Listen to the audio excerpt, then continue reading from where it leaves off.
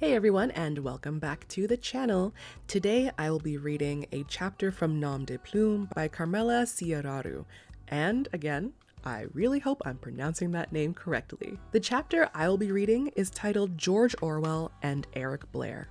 Carmela's anthologies include First Loves, poets introduce their essential poems that captivated and inspired them, and solitude poems. She is a graduate of Columbia University School of Journalism and a member of the National Book Critics Circle. She has written for the Los Angeles Times, the San Francisco Chronicle, the Boston Globe, the Wall Street Journal, Newsday, Elle Decor, and many more, including the Oprah magazine. Carmela resides in Brooklyn. I really enjoyed this book, and I hope that you enjoy this excerpt. If you are someone who is into biographies and also anthologies, because 14 books in one is better than one book, I highly suggest that you pick it up. So without further ado, here is George Orwell and Eric Blair from Nom De Plume by Carmela Ciuraru. Enjoy. Had Eric Arthur Blair been a working-class bloke from Birmingham instead of an old Etonian, George Orwell might never have existed. By the age of 6, Blair aspired to become a writer, and as a young man, he knew he wanted to explore the lowest stratum of society in his work. Given his genteel family background, this kind of subject matter might have been problematic. If he wanted to write, he would have to conceal himself.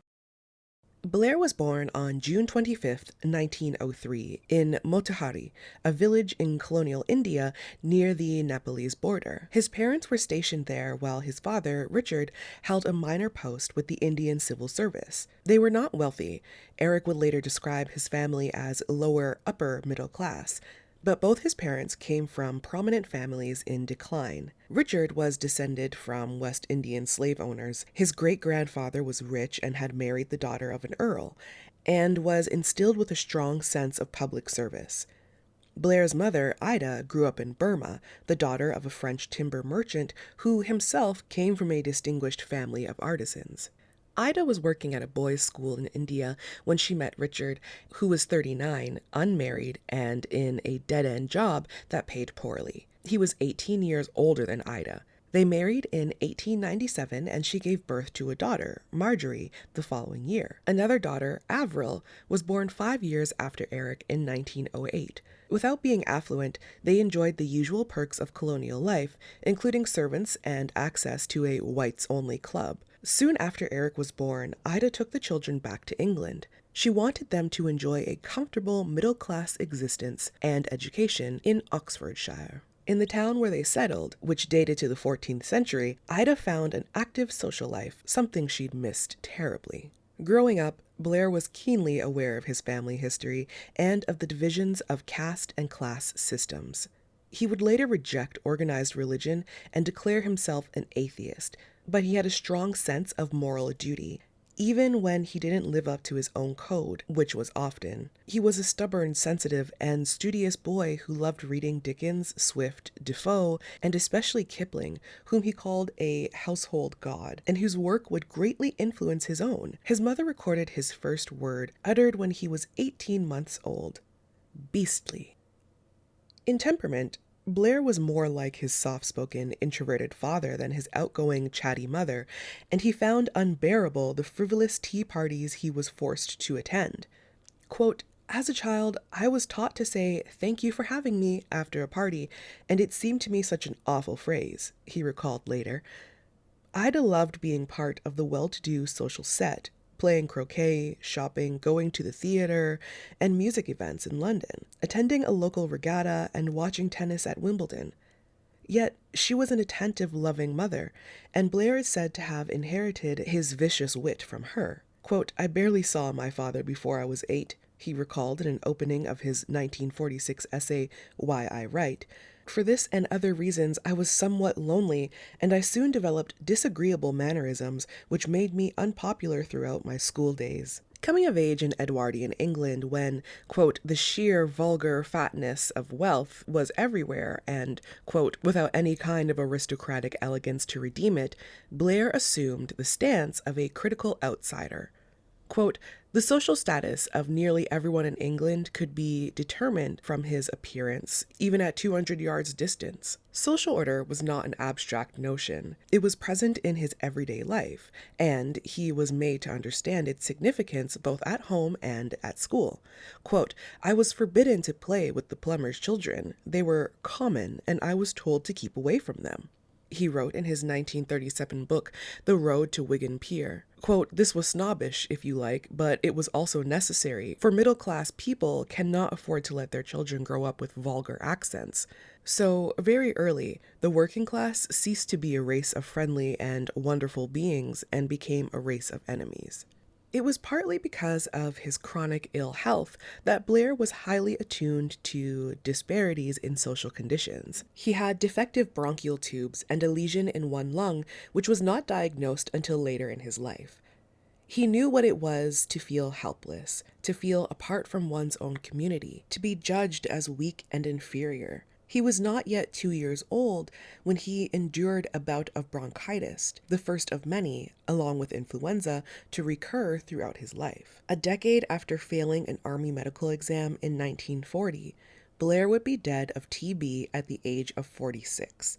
His entire life was spent with a sense of urgency regarding his work, with the constant knowledge that he was running out of time. Quote, "Until I was about 30, I always planned my life not only on the assumption that any major undertaking was bound to fail, but that I could only expect to live a few years longer," he once wrote.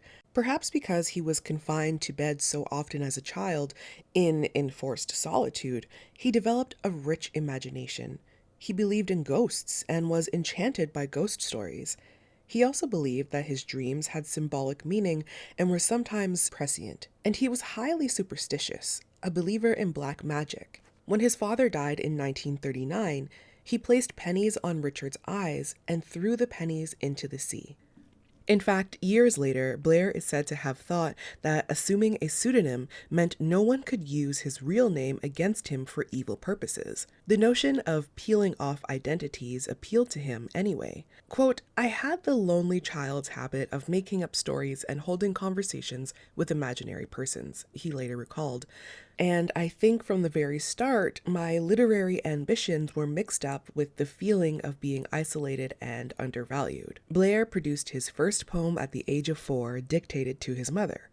7 years later, in 1914, he published an exuberantly patriotic poem in a local newspaper, with the opening stanza, "Oh, give me the strength of the lion, the wisdom of Reynard the fox, and then I'll hurl troops at the Germans and give them the hardest knocks." He also produced what he later described as bad and unfinished nature poems in the Georgian style, a rhyming play and short fiction, most of which he regarded as embarrassing, but he recognized his facility with language and his love for it. Quote, "From a very early age, perhaps the age of 5 or 6, I knew that when I grew up I should be a writer," he later recalled. "Between the ages of about 17 and 24, I tried to abandon this idea, but I did so with the consciousness that I was outraging my true nature and that sooner or later I should have to settle down and write books." Even in childhood, he was cultivating, quote, "the making up of a continuous story about myself, a sort of diary existing only in the mind. As a very small child, I used to imagine that I was, say, Robin Hood, and picture myself as the hero of thrilling adventures. But quite soon my story ceased to be narcissistic in a crude way and became more and more a mere description of what I was doing and the things I saw." That storytelling self would later be manifested as George Orwell. He always felt a need to describe things, events, and people, and his early stories were, if nothing else, impressive in their descriptive quality. In 1911, a fateful event occurred. Ida decided to send her son away to St. Cyprian's, a fashionable preparatory school in Sussex for boys aged 8 to 13. The 5 years he spent there traumatized him and filled him with contempt, yet the school's values did shape his socialist views and proved formative in the making of George Orwell, whom Pritchett called the conscience of his generation. He set down an account of his sufferings at the expensive and snobbish school in the ironically titled 15,000-word essay, Such Were the Joys, which took him years to write. It was not published in the UK until 1968, after the widow of the cruel headmaster died. Soon after his arrival at St. Cyprian's, he recalled, quote, "I began wetting my bed. I was now aged 8, so that this was a reversion to a habit which I must have grown out of at least 4 years earlier. The guilt and self-mortification he'd acquired from a Catholic school education was exasperated by his time at St. Cyprian's. Quote, "It was looked on as a disgusting crime which the child committed on purpose and for which the proper cure was a beating," he wrote. Quote, "Night after night I prayed with a fervor never previously attained in my prayers. Please God, do not let me wet my bed. Oh, please God, do not let me wet my bed." But it made remarkably little difference. For such an elite institution, the standard of comfort was in every way far lower than in my own home, Blair recalled bitterly, or indeed than it would have been in a prosperous working-class home. He found that there was never enough food, and what was available tasted awful, including porridge containing unidentifiable black lumps. He resorted to stealing stale bread from the pantry in the middle of the night. The boys were allowed a hot bath only once a week, and the towels were damp with a foul smell. Quote, "Whoever writes of his childhood must beware of exaggeration and self-pity," Blair admitted. Quote, "But I should be falsifying my own memories if I did not record that they are largely memories of disgust." He was surrounded by boys boasting about "my father's yacht, my pony, my pater's touring car," and the like. "How much a year is your pater got? What part of London do you live in? Is that Knightsbridge or Kensington? Have you got a butler? And how many bathrooms has your house got?" were the kinds of interrogations intrinsic to the school's culture. The boys were constantly keeping score and ranking themselves socially above or below their peers. Blair was always below. He was well aware that aside from money or a title, he lacked every other virtue that might bolster his standing: athleticism, good looks, confidence, and charm. One of his few friends at St. Cyprian's was the future literary critic Cyril Connolly, who later recalled Blair's appearance as grotesque. Quote, "Tall, pale, with his flaccid cheeks, large spatulate fingers, and supercilious voice, he was one of those boys who seem born old." Blair was bullied as well as beaten at school, and he found no comfort in his holidays at home. His father, now 55, had retired with a modest pension and returned to the family. Ida, having been left alone to raise 3 children, was chilly and remote to Richard. He was a stranger to Eric and did nothing to cultivate closeness between them. Eric felt no love for his father and was mortified by Richard's habit of removing his false teeth and setting them on the table at mealtime. Quote, "Most of the good memories of my childhood and up to the age of about 20 are in some way connected with animals," he wrote in Such Were the Joys. Even then, as a morose and timid boy, haunted by, quote, "a sense of desolation, loneliness, and helplessness," as he once recalled of his younger self, Blair aspired to greatness. He knew he would become an author someday, and not just any, but a famous one. He announced that his writing name would be the distinguished-sounding E.A. Blair, rather than Eric Blair, which he deemed too plain. His education at St. Cyprian's prepared him for a spot at the Mount Olympus of English public schools, Eton, where he was awarded a scholarship in 1916. His parents could never have afforded the full boarding and tuition fees. But Blair had already been worn down by his unhappy experience at St. Cyprian's, and he hated Eton. He felt more miserable than ever, and even more alone. One of his classmates once described him in even more unflattering terms than did Cyril Connolly, who also attended Eton with Blair, as having had a, quote, "large, rather fat face, with big jowls, a bit like a hamster." Another said that Blair was pretty awful, and a bit of a bastard. One boy Blair particularly disliked was Philip York, the oldest brother of Henry York, who would assume the authorial name Henry Green. At Eton, Blair cranked out stories and plays in his notebooks, all of which he signed Eric, the famous author. He savored a few aspects of his time there, including having been taught French by Aldous Huxley, and his reading experiences were extraordinary. Zola, Maupassant, Flaubert, Twain, and Milton were among his favorites. He also took up smoking and cultivated a rebellious streak, which won him the admiration of his peers. At St. Cyprian's, Blair had at least soared academically, but at Eton, his grades were poor. His tutor found him lazy and impudent. Upon graduation, for reasons he never explained, Blair took a commission with the Indian Imperial Police in Burma, where he spent 5 momentous years feeling exiled. Among his few pleasures were frequent visits to Burmese brothels, which, as a sexual late bloomer, he found addictive. Perhaps his decision to enter government service was an easy way to deal with his confusion about what to do next, and to figure out what kind of man he should become. The experience would buy him time.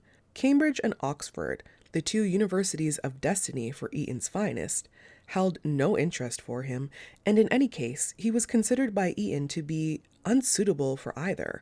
That was upper-class code for an embarrassment. In 1927, Blair returned to England a heavy smoker, gaunt, having suffered his usual bronchial problems, along with dengue fever.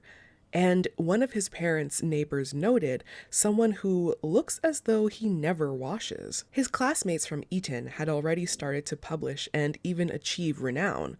Although Blair would eventually exorcise the bad memories from his time in Burma, which represented wasted years and lost innocence in his 1934 novel Burmese Days, for the time being, he was still 6 years away from his publishing debut, Down and Out in Paris and London.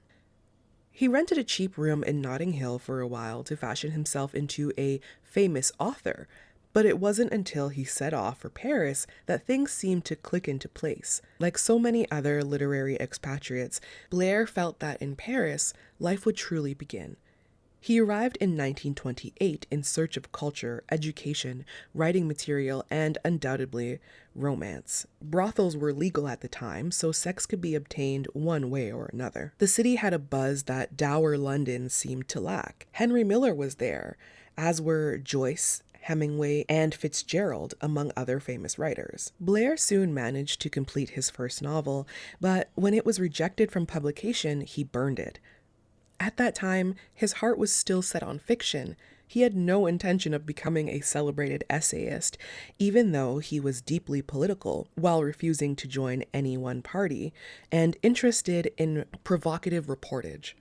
He wasn't sure how he intended to use the sketches he wrote about the beggars and tramps he encountered on the city streets, but common people, the kind he'd been raised to ignore, like a good and proper snob, interested him most. The self-declared socialist was drawn to down-and-out types, much more than to writers or artists, and least of all to anyone with the odor of affluence. With political unrest brewing in Europe, Blair eased up on his single-minded focus on fiction. He needed money. Even though he also wrote poetry, he realized that no earnings would come from it. He started writing for a left-wing weekly publication and other newspapers with an eye towards stories with sociological and political issues. In particular, the implications of censorship, exploring ideas that would incubate and later shape his dystopian masterpiece, 1984. He started signing these pieces E.A. Blair. Unfortunately, he was hardly getting by in Paris. He would learn firsthand what it felt like to be impoverished. His experiences there felt desultory. He was reduced to fishing, without success, in the Seine, rationing his food supply and even pawning some of his possessions. Quote, "I underwent poverty and the sense of failure," he recalled of his time in Paris. Quote, "This increased my natural hatred of authority and made me, for the first time, fully aware of the existence of the working class."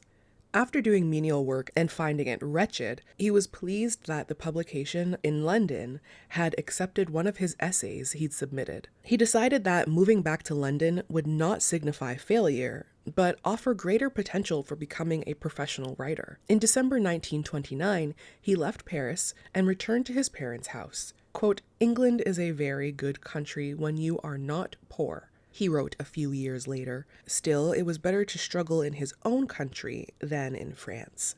In no way embarrassed by having to work as a babysitter and take occasional jobs, Blair, who looked like a bum, started writing a nonfiction book about beggars and outcasts based on his own experiences, which would evolve into Down and Out in Paris and London. He also began publishing criticism. It didn't earn him much money, but he established himself as a respected reviewer, or at least the beginnings of one. Though slowly finding his way toward his vocation, Blair didn't fit neatly into any single category. He came from a snobbish family that was not wealthy. He'd been given the most prestigious public school education a student could hope for, yet unlike many of his contemporaries who had already achieved fame and wealth, he had little to show for it. He disowned Eton, but wore it as a badge of honor. He spoke in a posh accent, but dressed in ill-fitted, rumpled clothing. And having immersed himself in Shakespeare, Chaucer, Twain, Poe, Ibsen, Dickens, and Thackeray, among others, he was well-read and intellectual, but he had rejected a university education. Although he was bitter about not having gone to Oxford or Cambridge, it was also a point of pride that he had not. He was austere, but he enjoyed comfort. He was stridently political and deplored politics. He was unlucky in love and perpetually unable to sustain relationships with women. Prostitutes, however, he did fine with. He appeared to love women and despised them. Even some of his friends described him as a misogynist. He sought out tramps and beggars, yet he was an intellectual snob and ill at ease in the presence of those who did not share his interests. He relished immersing himself in vagrant life, but had a pathological aversion to bad smells and dirt, and was oblivious to the foul stench of his own smoking habit. He was happy only when writing, but no matter how hard he worked, he couldn't earn a living doing it. He was frustrated by his frequent illness, which kept him from writing, yet he did not take responsibility for his health. He smoked heavily even while coughing up blood. All the intriguing contradictions of Eric Blair would find their way into the work of George Orwell. Blair might be judged by others as mentally unstable, paranoid, troubled, sadistic, and aberrant. But George Orwell? He was a noble and a brilliant author.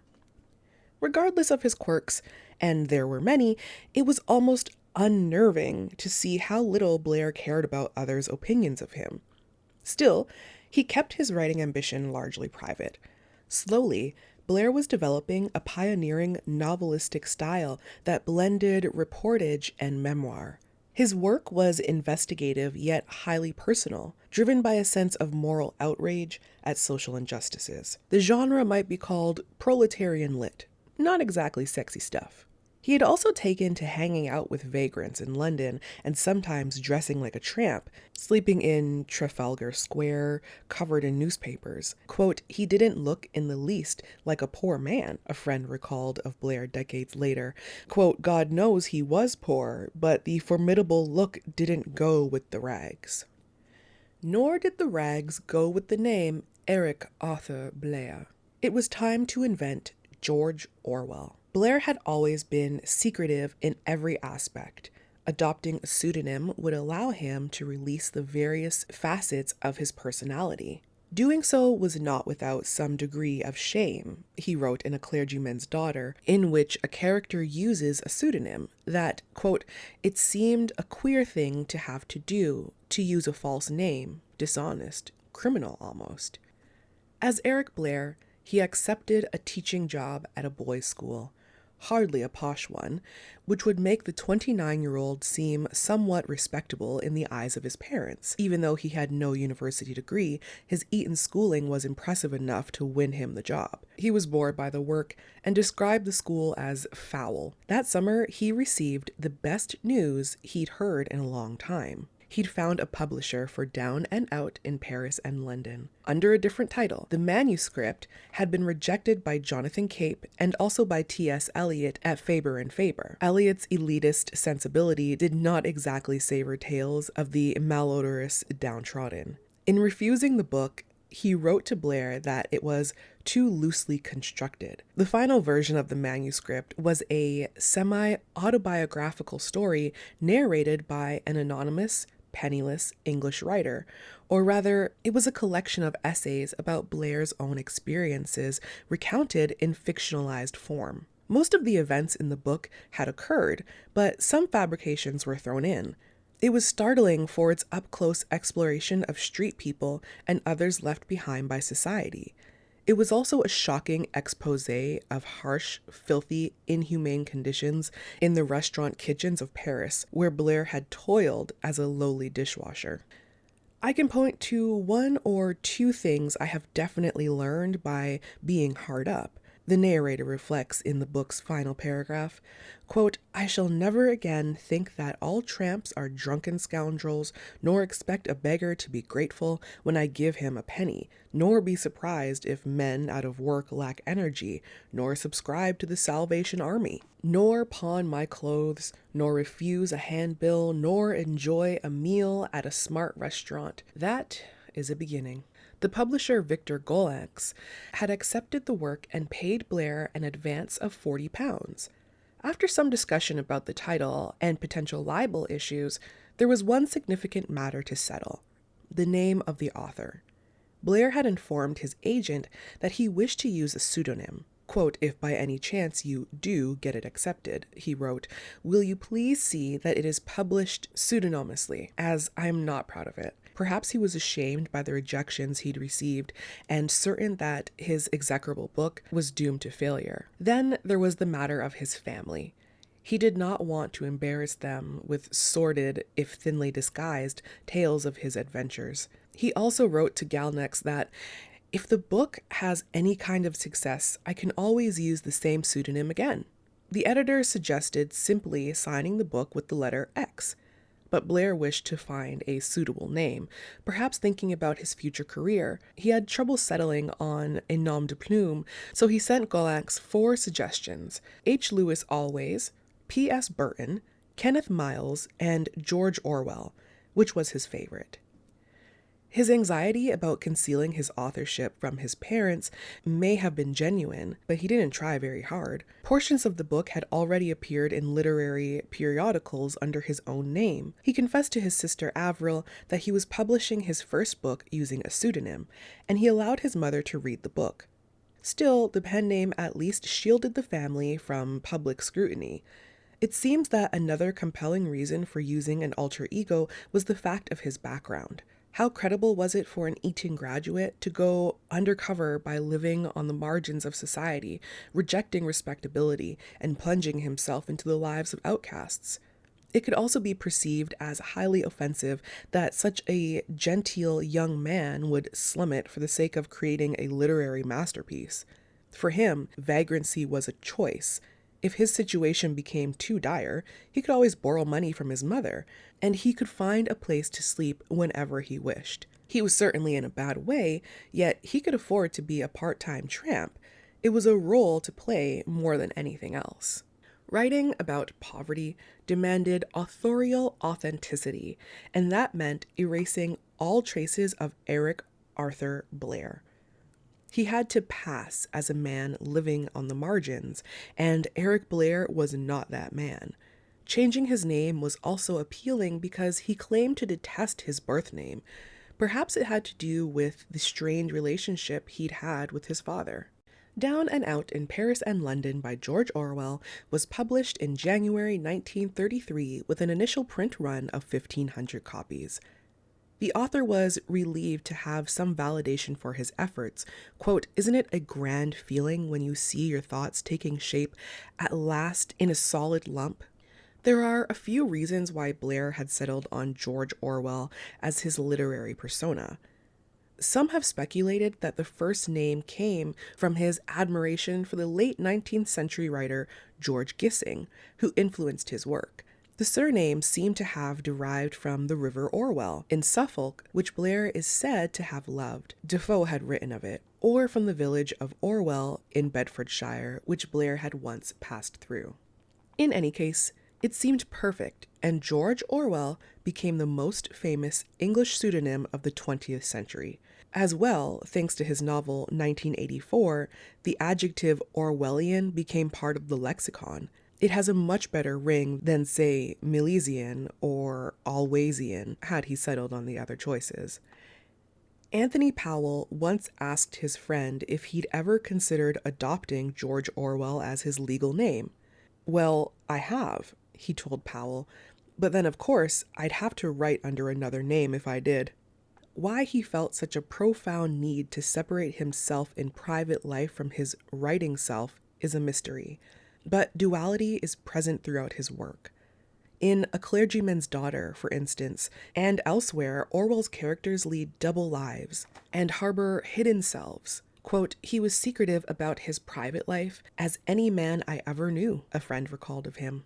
The book was well received in England and upon its international publication by critics abroad. Quote, "George Orwell is but trembling on the age of 30 this year, but he appears to have had as much experience so far as the seamy side of life is concerned as a man of 50, wrote a reviewer in the New York Times in 1933, adding that Orwell's chilling account, quote, "is apt to put an American with a ticklish stomach off filet mignon in the higher-priced hotel restaurants forever.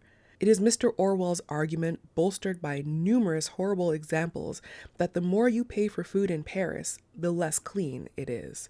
With the modest success of Down and Out, Blair's metamorphosis into George Orwell was complete.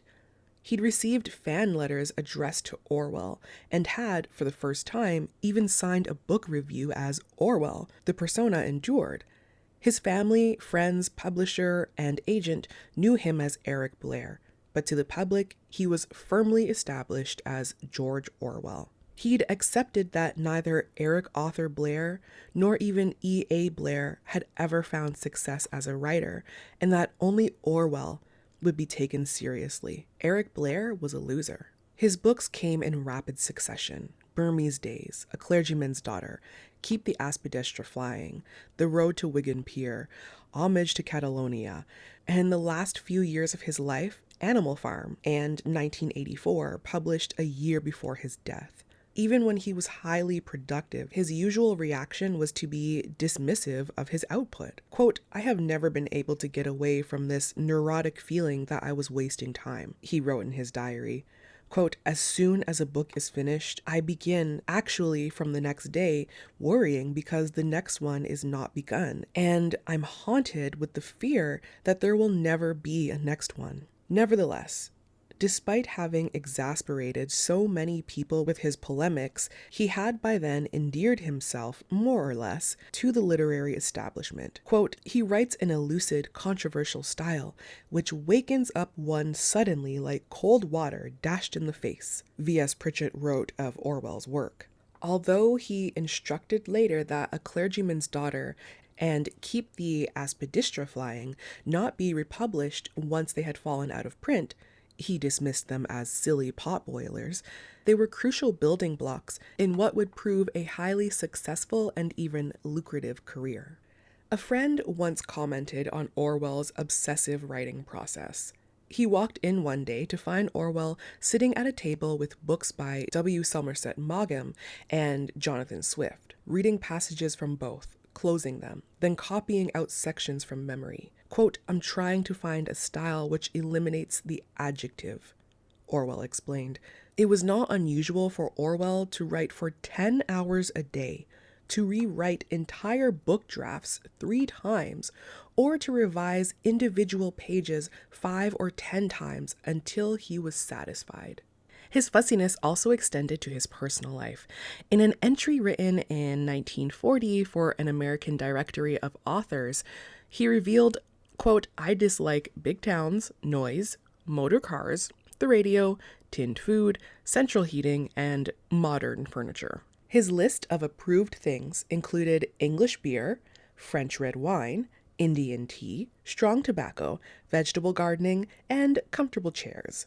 He added, "My health is wretched, but it has never prevented me from doing anything that I wanted to do. I ought perhaps to mention that though this account that I have given of myself is true, George Orwell is not my real name." In 1941, a critic and former Eton classmate named Christopher Hollis wrote a withering review of Orwell's book The Lion and the Unicorn, attacking the author as a coward. Quote, "Many things interest me about Mr. Orwell," he wrote, "and not the least among them the question why he prefers to confront the world with that peculiar name rather than with the very respectable one under which I have had the honor of knowing him for the last quarter of a century."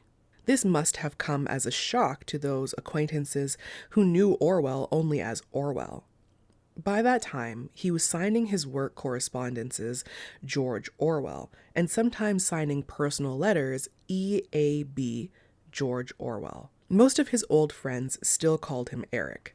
Despite the confusion, he refused to have his name legally changed. He may have taken some pleasure in being able to flit at will between oneself and the other, as suited the occasion. The 1930s had been a kind of golden age for the author. Apart from his occasional hospitalizations and periods of convalescence, he established himself as a famous writer, and he found love, or at any rate an acceptable version of it. After meeting an Oxford graduate named Eileen, he decided that she was, quote, "the type of girl I'd like to marry." In 1936, they did. But like so many other things in life, the marriage would prove ephemeral. In 1944, they adopted an infant son, whom they named Richard Horatio, but Eileen died a year later during an emergency operation. Because Orwell had been unfaithful to her, his grief was mingled with guilt. Quote, "It wasn't an ideal marriage," he admitted to his housekeeper. "I didn't think I treated her very well." Her absence left him lonely and depressed, and with his recurrent bouts of flu and bronchitis, reminded him that he was probably running out of time himself. He was eager to find another wife, and at the age of 46, his wish was fulfilled. On October 14, 1949, the Associated Press issued a brief announcement. "George Orwell, novelist, married yesterday, Miss Sonia Brownell, an editor, in University College Hospital, where the author, who is suffering from TB, is confined." Orwell remarked on their travel plans.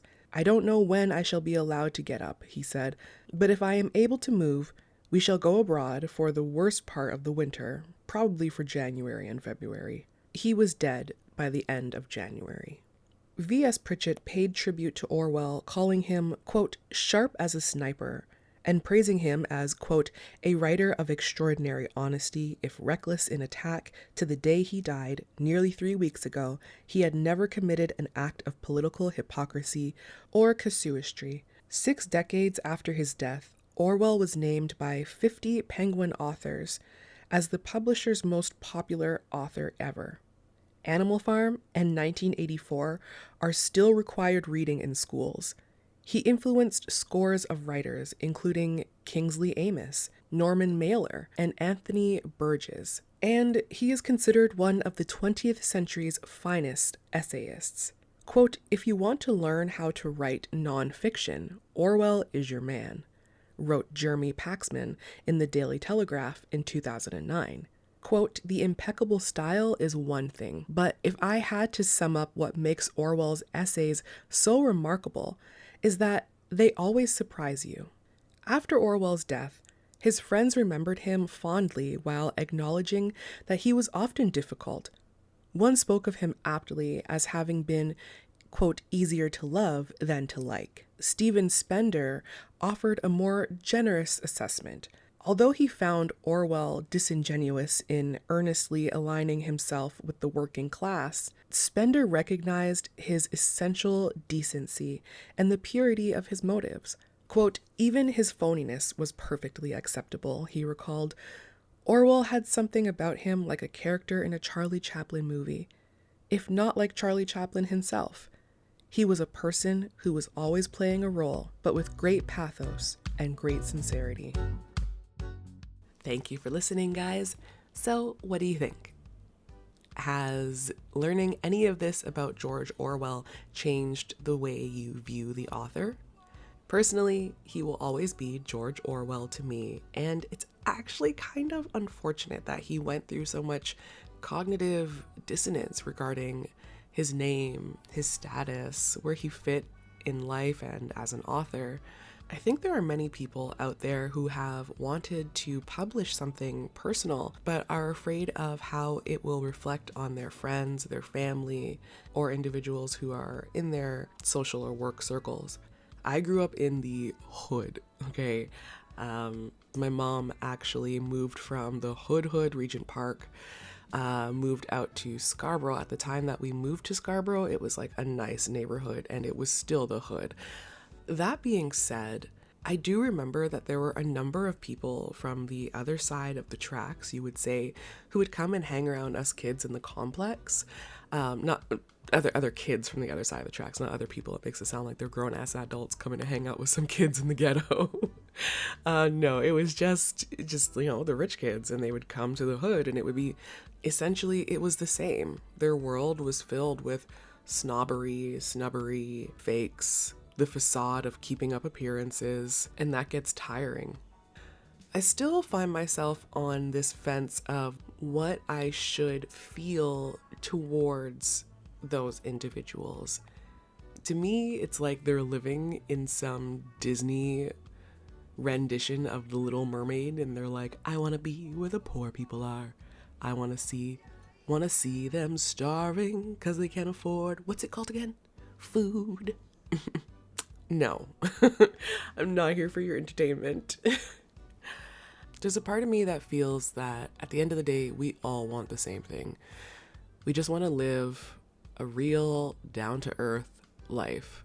Off-grid grifters who start their off-grid life with $1 million want the exact same thing as the person who works at Starbucks for minimum wage who also wants to go living off-grid. Just judging from George Orwell's likes and dislikes in the author directory that were listed, you can tell that he has finer tastes. But does having finer tastes exclude your opinions that are gathered from your experiences of the human condition? I don't think so. Yes, George Orwell could have gone back to his parents' house, but he stuck it out like the rest of us have to, and I can appreciate that. Regardless of the moniker he went under, I still find George Orwell to be an inspirational and influential author. His books have taken topics like political science and made them consumable for children. That's amazing. It's hard to think about what our world might be like if E.A. Blair had never become George Orwell. He probably would have faded into the annals of journalist history as some left-wing reporter. That's all I have for you today, guys. I don't want to ramble too much. Would love to hear from you in the comments. Remember, I love you. God loves you. Bye-bye.